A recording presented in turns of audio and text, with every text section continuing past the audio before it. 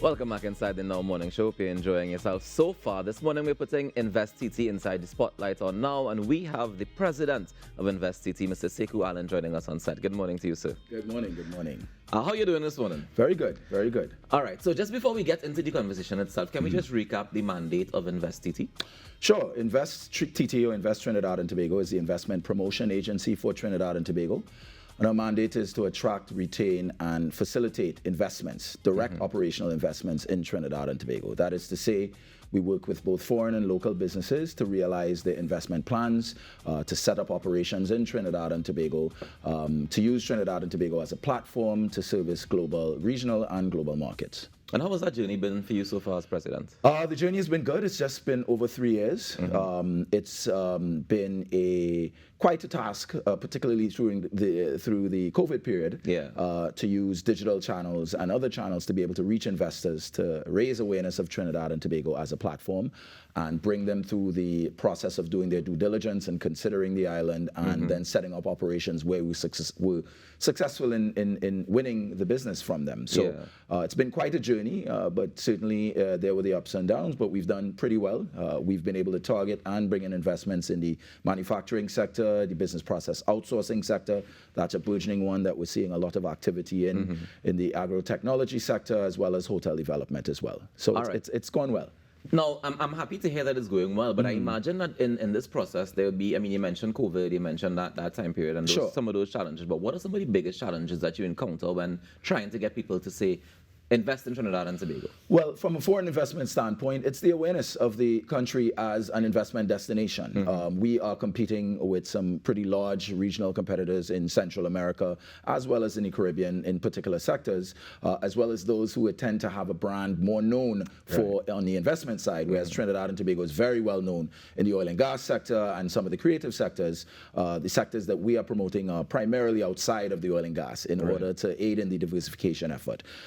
So in many instances, it's just having persons be aware, understand what the value proposition of Trinidad and Tobago is, and then take that opportunity to take them through the process of making that decision of investing. Yeah. Now, we know in the Caribbean, a lot of people focus on the tourism as their USP and that kind of thing. What is Trinidad's USP, Trinidad and Tobago's USP? Our USP is 100 years of oil and gas success and leveraging the infrastructure investments that we've made, particularly in the telecom areas, the road network, the port networks, the financial infrastructure that we have in Trinidad and Tobago, as well as the low cost of energy and doing business, as well as business continuity. And so we have a very low level of occurrences of natural disasters as well. And so building on the platform of our success in oil and gas and the industrial infrastructure that we have, we are able to invite and attract persons, not necessarily in the tourism sector where we have some major competitors, but again, in the manufacturing, business process outsourcing, agricultural technology sectors as well. All right, so let's look at the last couple months and let's find out what you guys have been up to see how, when you go about this journey, where do you go and how is it done? Sure. Well, let's set the context. In COVID, we were able to use a lot of digital channels because everybody was online. And that was a good and a bad thing. In a good way, because everybody was online, you got many eyeballs through webinars and through other online initiatives to raise that awareness. Coming out of COVID now, everyone is back out and having the conferences physically as well.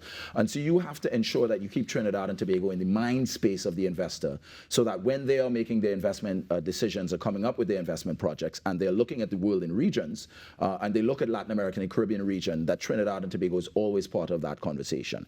And so we leverage very strong relationships with our foreign missions, key missions in the US, in Canada, in the UK, and China, etc., in order to identify the platforms, the physical platforms at conferences in which we can target those investors, meet them where they are, and ensure that we keep that awareness going and we generate those leads at those conferences. And so it's not just marketing, it's not just like broad-based marketing. This is very specific, targeted, reaching people. Absolutely. So there's that broad-based marketing and the social media marketing, etc., that you need to do in key channels and key platforms in certain sectors. And we target manufacturing, we target logistics, we target business process outsourcing. We also target maritime infrastructure, industrial maritime. And so there are those platforms that you advertise in, but then you have to go with the real targeted approach at some of these conferences, leveraging our relationships with our foreign missions that are in those markets constantly in order to, again, take that tip of the spear approach in generating new investment leads. All right. So tell me about some of the ones that we've been taking. Sure. September, we actually partnered with the Consular Corps, the Caribbean Consular Corps in New York City, and through our Consul General and Consulate General in New York to come up with the U.S. Caribbean Investment Forum. We also partnered with the Caribbean Association of Investment Promotion Agencies that promotes the Caribbean as a whole. Okay. I am a director on their board as well. And the U.S. Caribbean Forum was meant to really bring the Caribbean in terms of its investment opportunities to the U.S. and not in the typical sector of tourism, but more in the renewable energy space, in the agricultural technology space, and the industrial space. Okay. And the New York Consular Corps and the Caribbean Association of IPAs were able to pull together a nice bespoke event in Times Square, Manhattan, where we, through the use of a lead generation consultant, were able to bring investors to bear, and not only investors, also diaspora persons in New York, New York being very big in the Caribbean diaspora, and some of the success stories of diaspora who have invested in the Caribbean, bring them all together and start having those conversations. Right. Now, in terms of that, I know people always concerned about when we do those sort of initiatives, the cost of it. Sure. What does the return look like financially? Right. And is the money that people are investing staying here? Is it that they are investing to get their own capital, to get their own profit back at the end of the day? Or how does it break it down so people have a clear understanding? So those sectors, and again, you have to start with the sectors that you're targeting, right? And so the sectors that I just mentioned, manufacturing, BPO, etc., primarily those investors are coming with markets already. So they are already selling into the US, into Latin America, into North America, into Europe. And so they're generating that hard currency and that foreign exchange. What they're looking for in Trinidad and Tobago is leveraging our infrastructure and our technically skilled labor pool in order to manufacture that good or provide that service into those markets. Okay. So you have ready-made foreign exchange flowing into the country, and that foreign exchange comes in through the revenues that these companies generate that they then need to bring into Trinidad and Tobago to pay their telecom bill, to pay their electricity bill, to pay their salaries, etc. And so that's why we're very targeted in the persons we reach out to, and we seek to align the operational requirements that they have with what Trinidad and Tobago has to offer. So that money is flowing directly into the economy. Okay, and that investment comes directly from them to the people on the ground here, and we can see the benefits of it. 100% of the investors that we've brought in are self-financed. They are financing either through their own banking relationships or their own retained earnings, and they're bringing that money into Trinidad and Tobago in the first instance to set up their operations here, and that could be a manufacturing plant, that could be renting an entire office building for a business process outsourcing operation. So they're investing that money, so you get that construction money and that setup money coming in, and then of course they have the operational expenses that they have, again, that they're bringing hard currency into Trinidad and Tobago to be able to continue to have their operations run. And to generate some more while they're here as well. Absolutely. Now, all right, so that was the US-based one. I understand that there were some others, specifically with Phoenix Park. I know that there was a specific drive. Well, Phoenix Park there is a drive to promote Phoenix Park across the board, and that's the 144-acre park that we've been developing, of course, in very close collaboration, the landlord and developer, which is ETEC, another state agency that reports to the Ministry of Trade and Industry,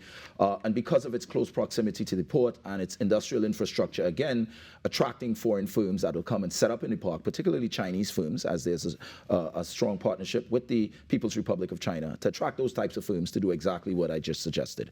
And we promoted that park and the attributes of the manufacturing and logistics firms that will go on that park through the World Investment Forum, and that's the UNCTAD, UN Trade and Investment Directorate, and they do their World Investment Forum. That was in the UAE, and the major focus there was renewable energy and green initiatives. And so I actually sat on a panel where I talked about Trinidad and Tobago's efforts and the initiatives in generating renewable energy through solar and through wind, and our partnership with National Energy to do so, and the project that's already ongoing. As well as talk to investors about Trinidad and Tobago as a platform for the manufacturing of solar energy components. So not only can we generate renewable energy here, but again, because of our industrial infrastructure, our business continuity, positive aspects, as well as our low cost of energy, we can actually manufacture those or assemble those solar panels here and then redistribute those into the region, because of course everyone is going to be putting in solar installations in the next 5 to 10 coming years. Does that include us as well? Absolutely. So there's actually already the Lighthouse BP project that's been spearheaded by the Ministry of Energy that will be generating 100 megawatts of power in 2 locations, one in Brecon Castle and one in Orange Grove. And I believe they broke ground, and that should be coming on stream in 2024 into 2025. That's 100 megawatts of power. National Energy, through the Ministry of Energy, is also looking at further solar installations as well as wind energy and green hydrogen projects as well. Nice. So it's going to be a very exciting space for the next 5 to 10 years.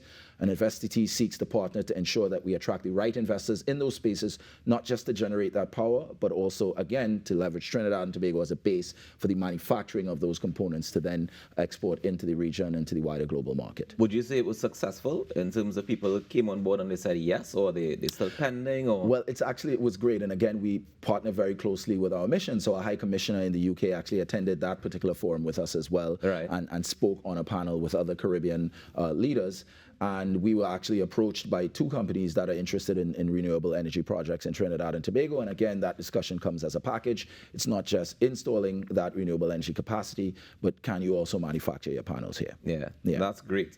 So I also understand that there's an open call for commercial spaces. There absolutely is. What we have to do, and we talked about the operational setup in Trinidad and Tobago of these investors, is link these investors to the appropriate commercial spaces. So a call center, for instance, would need maybe 40,000, 50,000 square feet of grade A office space. Right. And we work through all the various real estate agents and the buildings that we know are available, but from time to time we need to know if there are others that are available or that have come onto the market that we're unaware of. And so that open call for commercial spaces is office, even retail space, as well as industrial land space that is available, so that the investors that require that space, we could connect them to those local private sector owners. Okay, so is it that you want the nation, people who may have these spaces that are available, to reach out to InvesTT to let them know that they are available so you can add them to your list? Absolutely. So we add them to the database that we already have, working through agents and through previous call for projects. But again, real estate comes on stream as time goes by, so we want to have the most up-to-date database possible, because we have a pipeline of investors that are currently looking, and where we can't find it in our original database, we want to ensure that we are able to identify other land spaces. Is there anything that we, the nation, the people of Trinidad and Tobago, can do to aid in these efforts to be able to say, well, making Trinidad and Tobago a more fruitful place to be invested in, because we can see the benefits coming to us and we want to be able to get more of it? Absolutely. Well, respond to the open call for commercial real estate. We are going to leave that open through to December into January to ensure that we could pull together as many spaces as possible. When InvesTT reaches out to you looking for labor pool, technical support, local stakeholders, many of these manufacturers and other firms look for local joint venture partners, and we typically reach out to the local markets through the chambers. We have a great relationship with the Manufacturers Association, with the TT Chambers and others. They always answer our call and give us access to their membership to have these meetings. Right. Many times, obviously, these investors have to come into Trinidad and Tobago. We do airport-to-airport service, set up the entire itineraries. Persons are very responsive to our requests for meetings. Service providers, etc. So I think the country can rest assured that these investors, both foreign and local, by the way, through their export markets, are bringing strong revenues and strong currencies into the country, aiding our economic diversification. And InvesTT, through the Ministry of Trade and Industry, look forward to working with all the local stakeholders. And I thank you so much for joining us this morning. I think that's where we can leave it for this morning. All right. And ladies and gentlemen, Sekou Alleyne, the president of InvesTT, joining us to share a few of the initiatives that they've been working on for the last couple of months at InvesTT. We look forward to hearing from them again soon as we continue the road to diversification. Thank you again. Thank you very much. We take a quick break and come back with more. Stay tuned.